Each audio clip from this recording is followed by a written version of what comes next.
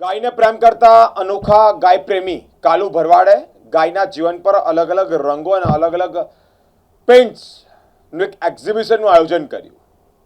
Pen ગાર્ગિલ ખાતે આ exhibition કે જ્યાં અલગ અલગ રંગીન અલગ અલગ ગાયના રંગો પર આ પિક્ચર્સ અહીંયા મૂકવામાં આવ્યા છે. એક સોલો એક્ઝિબિશનનું આયોજન કાલુ ભરવાડ દ્વારા કરવામાં આવ્યું છે. કાલુ ભરવાડ કે જે ગાયોને ખૂબ જ પ્રેમ કરે છે, તેમના જીવનમાં ગાયોની ફોટોગ્રાફી કરીને 28 જેટલા પેઇન્ટ્સ આ એક્ઝિબિશનમાં મૂક્યા છે. 3 દિવસના એક્ઝિબિશન જ્યાં લોકો દૂર દૂરથી જોવા આવી રહ્યા છે. આખા જીવનમાં કરેલી ફોટોગ્રાફી અને આ ફોટોગ્રાફીને પ્રદર્શનમાં મૂકી છે, જેનો ઉદ્દેશ્ય લોકો ગાય માતા પ્રતિ પ્રેમ કરે અને પ્રેમ વધારે, ગાય માતા જોડે અન્યાય ન થાય તે હેતુસર આ સોલો એક્ઝિબિશનનું આયોજન કરાયું છે.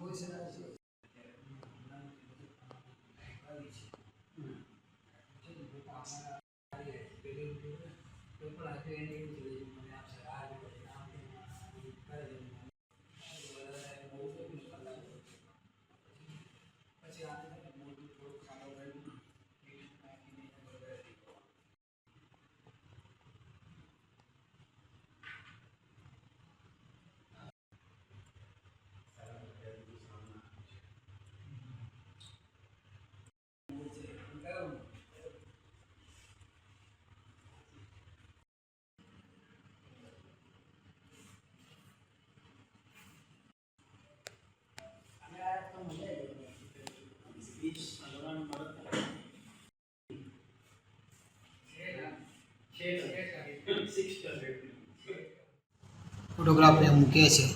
ફોટા તો ઘણા બધા હતા, પણ મારે જે વાત કહેવી છે એ પ્રમાણે મને જે દેખાડ્યું છે ગાય માતાનો પ્રેમ લાગણી, એ મને 28 ફોટામાં વધારે લાગ્યું. એટલે 28 ફોટાનું પ્રદર્શન આપણે કર્યું છે અને 4 તારીખ સાંજ સુધી ખુલ્લું છે પ્રદર્શન.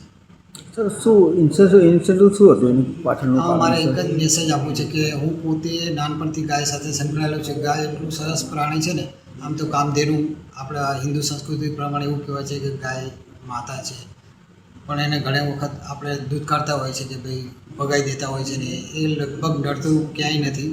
દરેક કોળમાં આવે છે કે ખાલી એક રોટલી ખાઈને તરત નીકળી જાય છે, અથવા તો આપણે એવું કહેવાય છે કે ફક્ત રોટલી ખાવાની તમને એની અંદર 33 કોટી દેવતાનો વાસ રહેલો છે, એ તમને દર્શન આપવા માટે બી આવતા છે. એ આપણા ભાગ્યની વાત છે. સર, નગરવાસીઓને શું કહેવા માંગશો? સોરી, નગરવાસીઓને શું કહેવા માંગશો? હું આપણા નગરવાસી વડોદરાવાસીને કહેવા આવું છું કે બસ જે રીતે આપણા ઘરના મેમ્બરો સાથે આપણે કેવું વર્તન કરતા હોય છે એવું જ વર્તન ગાય સાથે થવું જોઈએ. આમ તો બહુ બધા આપણી સંસ્કારી નગરી વડોદરા છે, એવી રીતે રહેતા જ હોય છે. અમુક લોકો માટે જ મેસેજ છે કે બસ તમે જે રીતે ફેમિલી મેમ્બરને રાખતા હોય એવું પણ એની ગાય માતા સાથે એવું વર્તન થાય એવી આશા રાખું છું. આપનું નામ સર?